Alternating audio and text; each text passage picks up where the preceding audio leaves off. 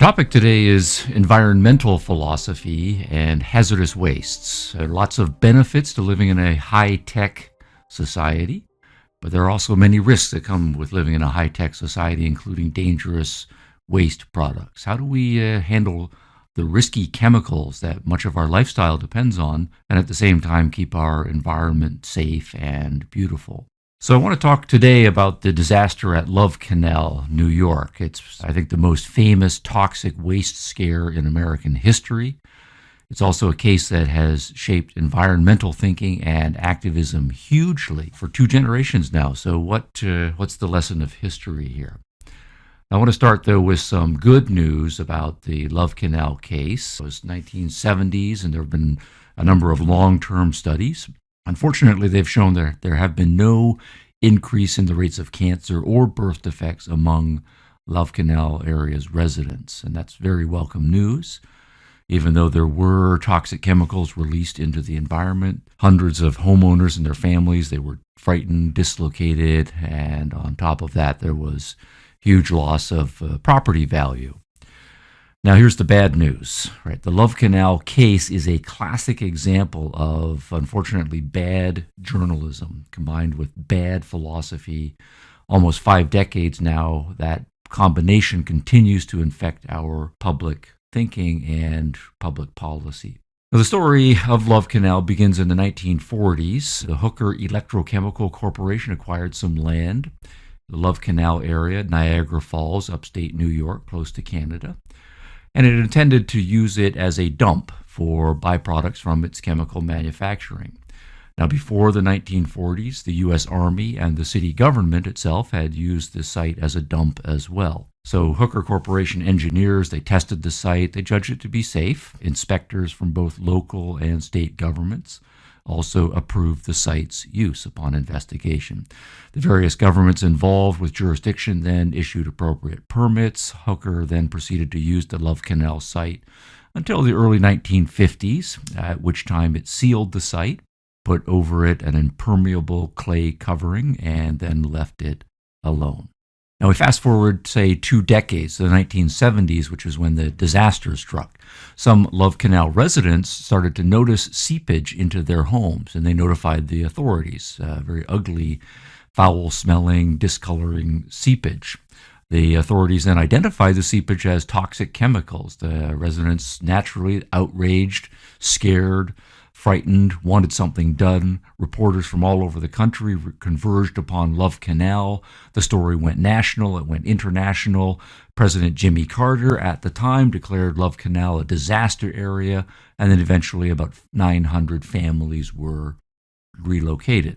Now we turn to the importance of the journalism and the philosophy. In the press, Hooker Corporation faced widespread condemnation. Activist Ralph Nader, a huge name at the time, denounced it as a, quote, callous corporation, unquote, that clearly and obviously and willfully dumped chemicals into the environment without caring about public safety. The Atlantic Monthly, a huge public intellectual journal in 1979, major article asked whether we can expect privately owned corporations to act responsibly, and suggested that their profit motive makes them care more about money than the health of people. Of course not, the article implied. Hooker soon faced over $2 billion in lawsuits. The federal government's Environmental Protection Agency quickly enacted many new rules about how corporations must handle waste.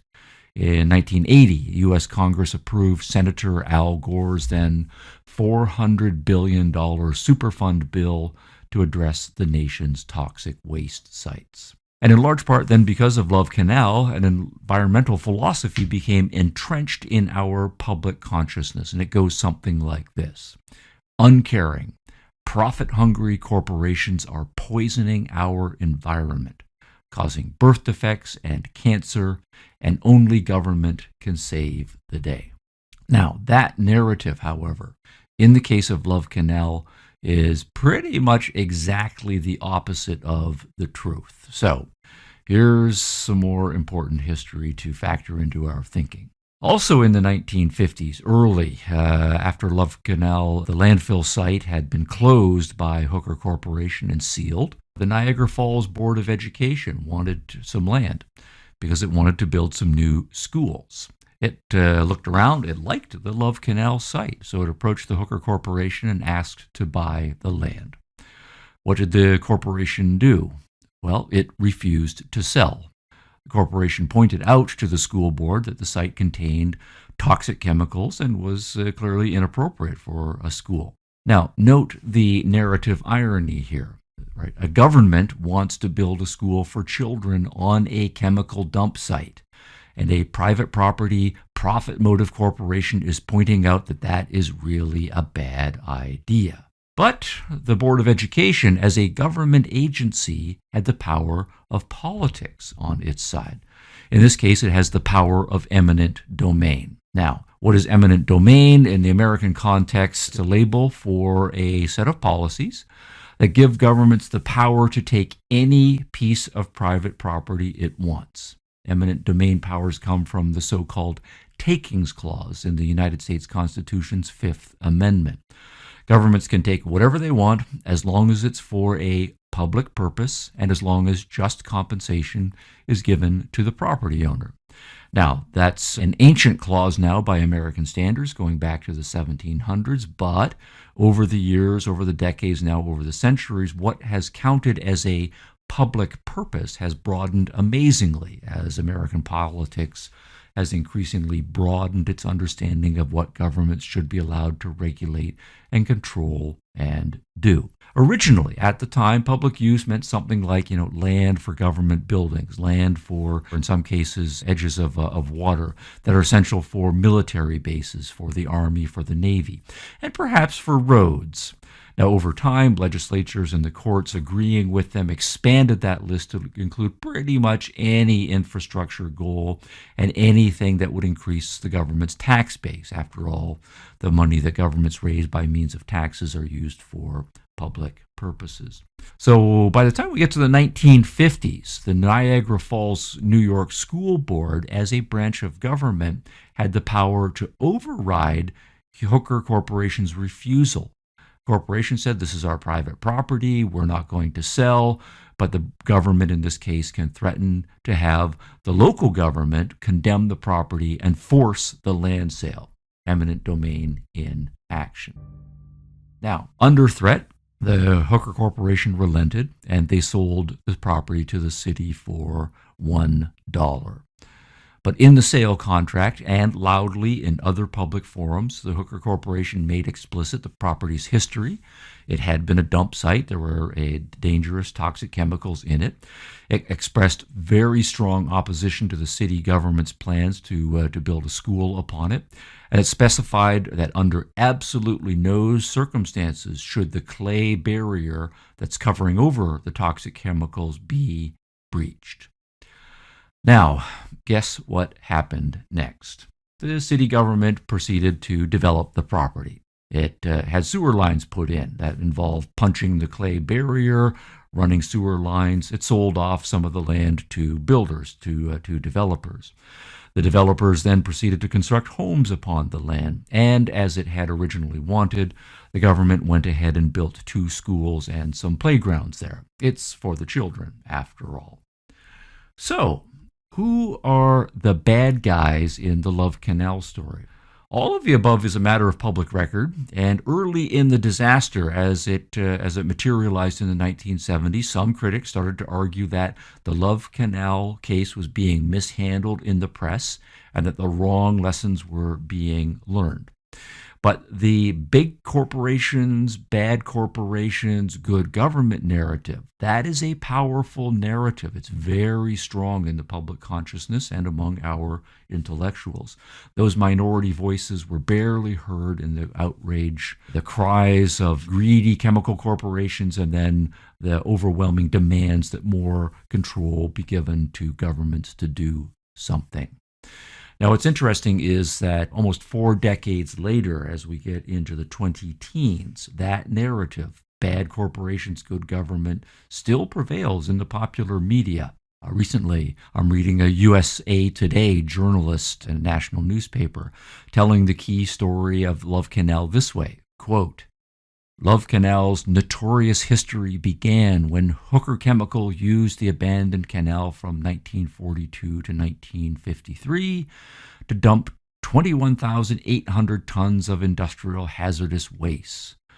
That canal was later capped, and homes and a school were built on top of it. Unquote. Absolutely zero mention of the school board's involvement, no mention whatsoever of eminent domain and the government's ability to force the sale. Also in the 20-teens, here are another piece of journalism. This is a national public radio station.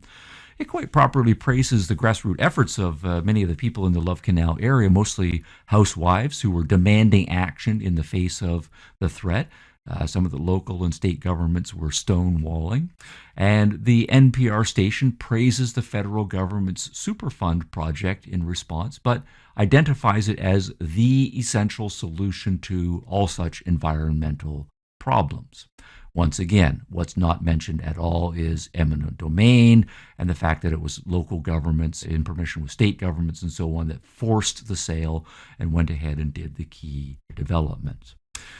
But it's important then to say, and this is the important lesson of history here, to realize Love Canal, the disaster, would not have happened without two things. First, the political power of eminent domain, and then second, all of the government officials who were involved, from the school board and the local government on up, being very confident that they would not be held liable if anything went wrong. You can't sue City Hall mentality writ large. Now, this issue is very serious because we do live in a science and engineering intensive society. We all love the many benefits to living that come with a high-tech society, and many of those benefits are made possible only by very sophisticated chemical engineering. But we need to know how to handle the risks that come with that, including hazardous waste. How do we handle the dangerous chemicals that our lifestyle depends upon and keep our environment safe, beautiful, economically efficient, all of the things that a proper environmental philosophy will value? And that means that we have to learn the right lessons from the big mistakes that are made, and Love Canal is a huge, huge mistake. So what we should be asking as a result of the Love Canal case is this. First, did Love Canal lessen any government's ability to acquire land through eminent domain? Has eminent domain been reformed in any sense as a result of this very clear abuse of that power? Second, we should be asking, were any of the politicians or other government officials ever prosecuted for criminal neglect, for knowingly building a school, puncturing the clay barrier that they had been warned about for a government purpose? Third, were any of them, if they were not prosecuted for criminal neglect, forced to pay any sort of civil damages? Did any of them go to prison or otherwise suffer politically? Now, the very sad thing is that the answers to all four of those questions are no, no, no, and no. And that is a profound journalistic, legal, and philosophical irresponsibility. The important thing here is that in the Love Canal case, the private corporation behaved responsibly. And it did so precisely because of its profit motive. Now, the officers of the corporation were likely normal human beings, and normal human beings do not want to poison other people. But the profit motive gave them an additional incentive to act responsibly. They want a positive business reputation. They want to avoid expensive lawsuits. So they did exactly what responsible people should do. But precisely in the Love Canal case, the public government behaved irresponsibly. And it's precisely because its officers had little accountability, either monetary or legal. Adding to all of that, our bad journalism and our bad environmental philosophy, at least the mainstream ones, they have reinforced that irresponsibility. Right? That template is strong in people's mind, and instead of doing serious journalism and serious philosophical investigation, people sloppily just fall back on templates. The subsequent history of the case has been to punish the party that behaved responsibly. Hooker and then Occidental Petroleum. Occidental acquired Hooker in 1968. They have been forced to pay hundreds of millions of dollars in damages. They have been pilloried in the press, and they have suffered much public condemnation. And the subsequent history has been to let the actually irresponsible party off the hook. The members of the Niagara Falls School Board, their enablers in the city's government, have largely been able to avoid public scrutiny for their role. They've been able to avoid having to pay financial costs of the lawsuits and the cleanup. It's all been shifted onto other parties. Now, my point is not that private corporations always behave well or that government officers always behave badly. The point is that all power should be held accountable, especially from the Love Canal case. This is the huge case in American toxic waste history. We should learn that the power of governments to coerce land sales should be scrutinized. It should be limited. Tens of thousands of local governments all around the country still have that largely unchecked power of eminent domain.